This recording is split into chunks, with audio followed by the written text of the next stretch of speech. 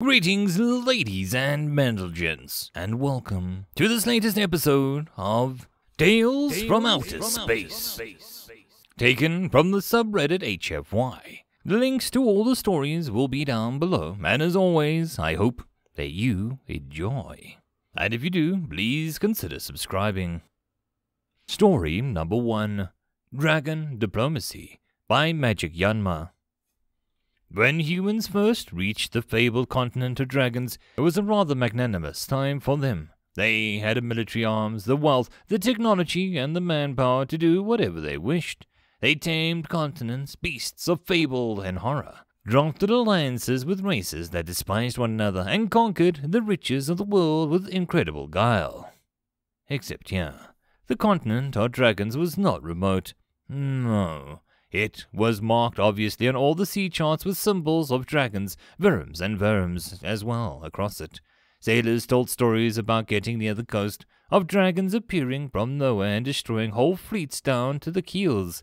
No ships would dare to get close due to them. Yet they did. They did with the wild imagination and spirit to expand.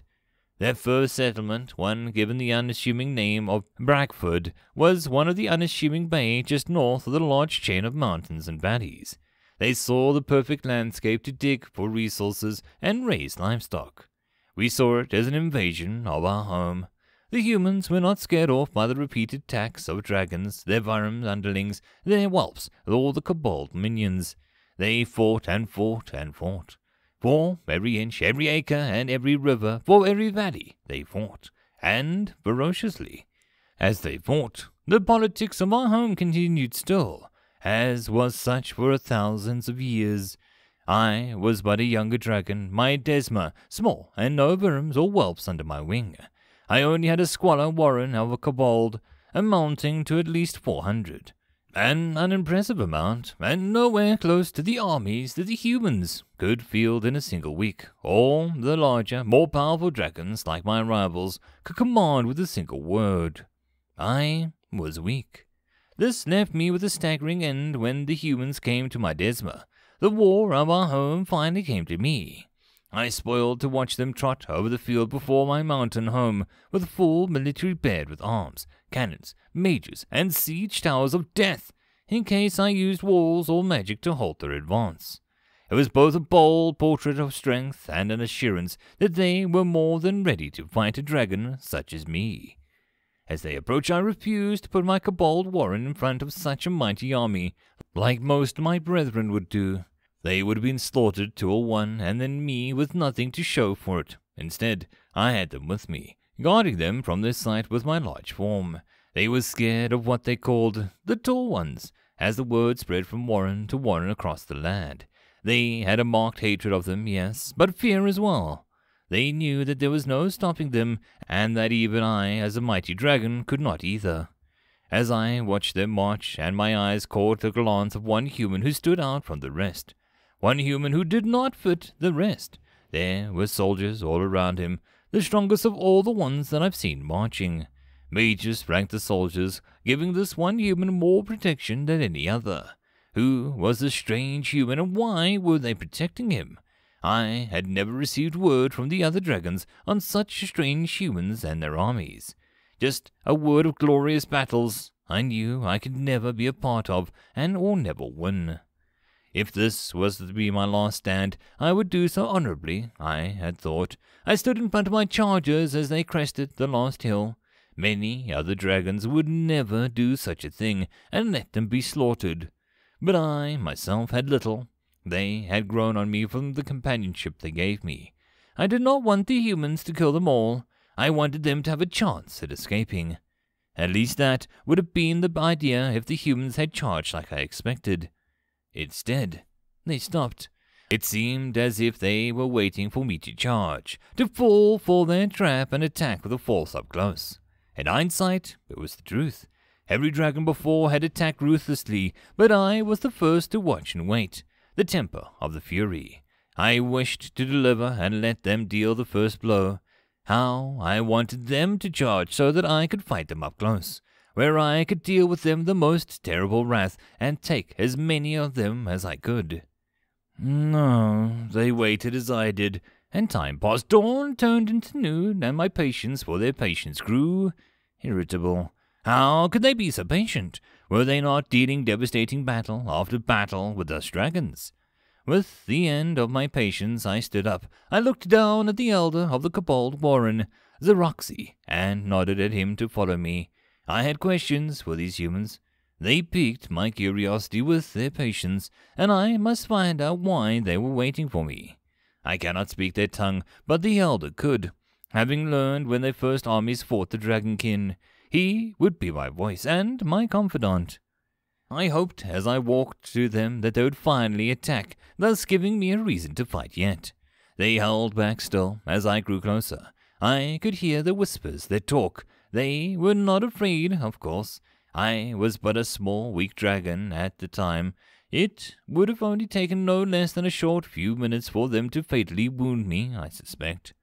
It was when I came to the front of the infantry that I saw him, the one human that didn't match the rest. It was a marvel to see the other humans move and clear out of his way as his guard came forward.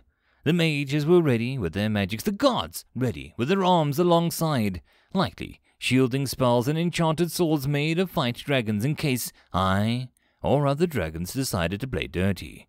But I was above such notions. Most dragonkin were. We fought in battle with honor, as battle was a display of our strength and beauty. I hadn't even known that I was the first to try and speak with them. In doing so, I found the single human's purpose, the reason for their patience. We stared. He was dressed in a simple garb as I saw before, but closer I could see the finer details. His garb was finely trimmed with delicate patterns and exotic materials. This human was no fool either, from the way his eyes bore into mine. I had seen the knowledge, the experience in those eyes. I learned his purpose, of his true patience. I bowed my head calmly and snorted a breath of smoky ash, a sign of peaceful greeting between dragons. I let it clear before I rose my head to make my proclamation. Humans, I am a Buzzle. You have entered my domain with bravery, strength, and numbers that I cannot match yet, and do not attack. Why is this? I said, and Xeroxy translated right after, almost shouting to match the volume of the humans. The garbed human smiled. I sensed no treachery from him as he spoke. A Buzzle, I am Rourke, Lord of the Longstead. I represent the Emperor Arvos of the Second and his imperial authority as we tame these lands. To answer your question, we must ask you one yourself. I had nodded. Very well. What is it you ask of me? Not only do you hold an attacking, but you had been protecting the Warren of Kobolds. Why is this? We have seen all the dragons recklessly let them die as fodder in their battles. He asked me, a tinge of awe in his voice. I looked down at Xeroxy. He had a solemn look on his face. It was painful truth for him, but a truth nonetheless. Many dragons saw the Kobolds, who worshipped us as gods, to be revered, little more than fodder for war. I did not see it the same way, for I had little in the first place. They were all that I had. It is simple, Lord of Longstead. They are all that I have in my Desma. My hoard is nothing but a measly pile of glowing stones. My mountain is a pebble amongst the titans of the chain. I have no worms or whelps under my command. Fellow dragons rarely visit me except for official decrees made by the Dragon of Dragons. I only have my Kobold, and they are mine to lose. I have more than enough temperance to hold strong for their sake. I explained with an honest and all the dignity I had. It was a lot to admit that I had nothing. I was a young dragon after all, and this was all that I can protect, for no other dragon would want such a pitiable Desma. Rourke looked intrigued as Xeroxy repeated my words. He stroked what fur he had on his chin, and then he smiled once more. And with such an honest answer, I shall give you my honest answer. Before you lies a great army of the 5,000 men, an expeditionary force to expand our holdings until we have reached a point where we feel that it is safe for both sides. I have staved off dragon attack after attack as we scoured the land for one dragon willing to participate in peaceful accords. He sighed. It must have been an exhausting prospect, but it was clear today that it had paid off for him. I am sure that you've heard of our deeds as we walked the lands the last few months, but there had been one detail that was wrong with each account." He laughed and held his hands out to the army before him. He was not their leader, but a symbol of the reach of a man that I have never heard or seen. Him and all the majors and soldiers, the smile on his face was wicked. "We are the only army that this land has right now," revealed Rourke. I reeled back slightly. I had heard a tale upon tale of armies, many armies of differing sizes defeating dragonkin, of smashing apart thousands of kobolds, teams of worms and whelps, and a powerful worm guards with no retreat. "The only one? Surely this is a jest," I said, not believing him at first. He chuckled. "Not a jest at all, I assure you. We are just humans, have learned and adapted to war long ago, and defeating dragonkin is merely an exercise in proper strategy and planning." "I see." I had little to comment about this. It was something that I had to give up as a fact of humanity, that they were the best at warfare. Still, one thing was certain to me.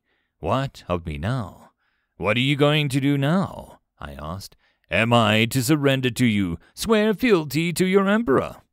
The man, to my shock, nodded. It felt as they had come to make me more of a joke of a dragon than I already was. "In a way, yes, fealty is what we wish. We have been hoping to find one cooperative dragon and have them patiently trying to do this the entire time. Growing our empire alongside was a bonus." I was stunned. They were looking for a dragon to cooperate with them. For what reason could they have? "For what reason?" Rourke, the Lord of Longstead, clasped his hands together with a wide smile, eyes closed, as he gave me his answer. "His Imperial Majesty wishes to obtain the services of a dragon." End of story number 1. Story number 2. Dragon of Motive, written by Magic Yanma. I realize these days how I've regarded humanity quite wrong. In those years before meeting and working with them, and in that time knowing them personally, changed my perspective. In my days as a whelp, I had learned all the knowledge that I could about them, and long had regarded them as a race of completely insane. The fact that the race I had long considered insane was quite sane in the end. They came all this way to the continent of dragons, of which they had aptly named Drakenlund, not to conquer it as the primary goal, but to acquire the services of a dragon for something rather mundane, something revealed to me long after I agreed to work with the humans instead of fighting them. Infuriating at first, not something that I would argue against, as it was easily within my capabilities. His Imperial Majesty just wanted to acquire the services of a dragonkin like me, simply to set something on fire. Is this a jest? I asked Rourke, bestowed the title of Lord of Longstead, and apparently the title of Prince of the Lizard Folk. The story of that was something I did not wish to regale me again. My translator refused to be near the man after hearing it. No jest at all. Fire is exactly what His Imperial Majesty needs, but not exactly any old fire. Rourke responded to me as the ship we travelled on. The Mary's Majesty lurched to one side and then the other before writing. It was a ship chartered by the Emperor himself for the purpose of transporting the title here, and then, when the official duties, it was also the only ship that was large and strong enough to carry me. I could have flown my way to their lands, but an invitation to ride and relax was not one that I could pass up. I also did not pass up the chance to question him. What is this not exactly any old fire in all of this? Why is a simple fire not suitable enough? I asked and waited as my companion translated. Along with me on this trip as a translator, however, was not the elder of the Kobold Warren Ziraxi, but his son Zeroxi. The elder stayed behind to lead them while I was away, along with the humans promised to protect my Desma, something that I was thankful for. Rourke put a hand on his hair-laden chin and thought for a moment, likely how to word it well enough for me. Well, the fire we need must not only be hot but magical as well, to last a long time. Magical fire lasts for days, if not weeks, without needing to be attended to given the right housing for it. For the fire that is needed in this case Dragonkin are one of the few readily available firecasters that also do so with copious amounts of magic imbued within the fire. No human or elven mage could do so without rendering themselves to a magical backlash and potential explosion from that. If you were in need of such a thing, why not an elemental imp or a chained demon? My question was made in earnest curiosity. Well, I was not the strongest nor the most practiced dragon. My fire still burned hotter than most human mages could possibly produce. However, Dragonkin were not the only ones that had met that level of power. Demons, especially those from the fire-oral background, had strong fires and, of course, used magic as if it were limitless. Their connection to Huld, the world of the underside, was what gave them its ability. The danger of summoning an imp, let alone a demon, was higher than requesting the services of a dragon. At least at first we had thought. The man sighed and shook his head, but as the years had dragged on and the conflicts continued, we had begun considering the alternative. But thankfully you were a calmer spirit, Lady Abyssal, explained Rourke, and that is why our Emperor was quick to bestow me a title and promised me a sizable amount of land within your empire. I was uncertain of such a deal. Being bestowed things merely because the Emperor needed some fire was an unnatural cause. Still, there was no turning back now. It is a generous thing that you have done, do not get me wrong, Lord of Longstead, but I simply am astounded by the need for a dragon. Was there no other alternatives? In due time we will learn why we needed a dragon. As for the alternatives, I have personally sent some of the wisest men in my land for it, and have taken a view of it myself in person 3 times. He scoffed and shook his head, the human way to show disbelief. It is an ambitious project, and one that requires finesse and forces immeasurable. Immeasurable in forces, physical and not magical, I assume? I asked. Exactly, he replied. It is why we need a magical fire as needed. We have a physical solution, of course, but the quantity needed is hard to transport and a long distance from the mountains to the capital, and was simply far too much to carry without causing issues for the project. So, the great dragon of Buzzle is not your first solution, but a second solution, because the first one is too costly. My charge Zeraxi asked. It was not the first time he had spoken up on the strip. He was far more willing to question things than his father. Put that way, yes, Rourke chuckled deeply. Some water sprayed onto the ship and particularly large wave battered it. The Emperor, of course, justified acquiring the duty of a willing dragon far more than just this task.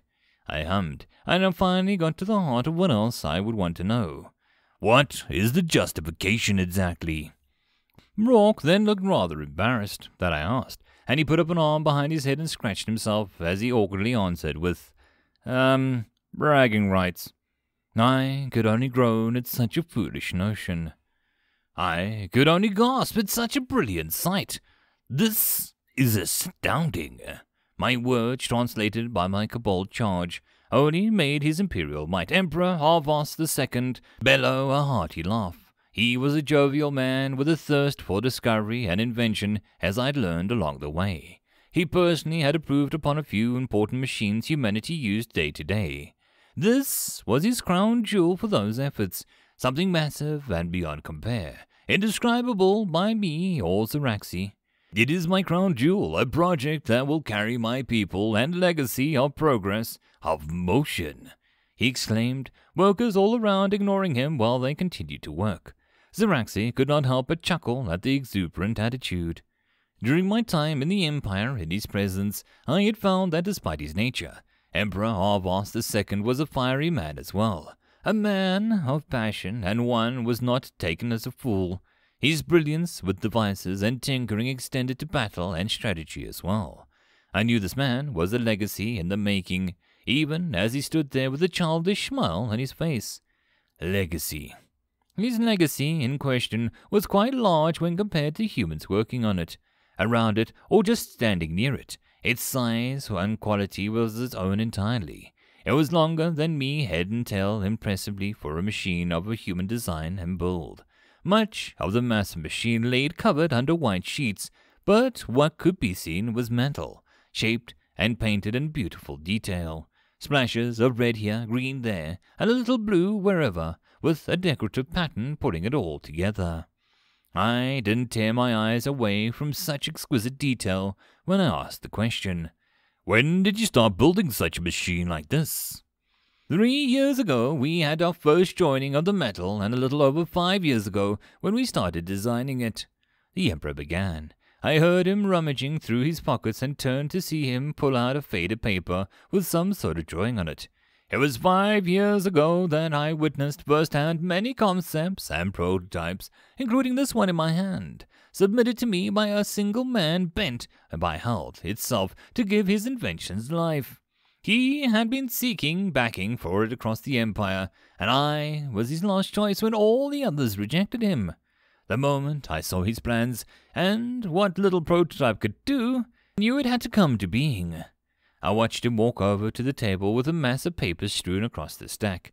He pocketed the faded paper and pulled out one of the pile and held it up to me.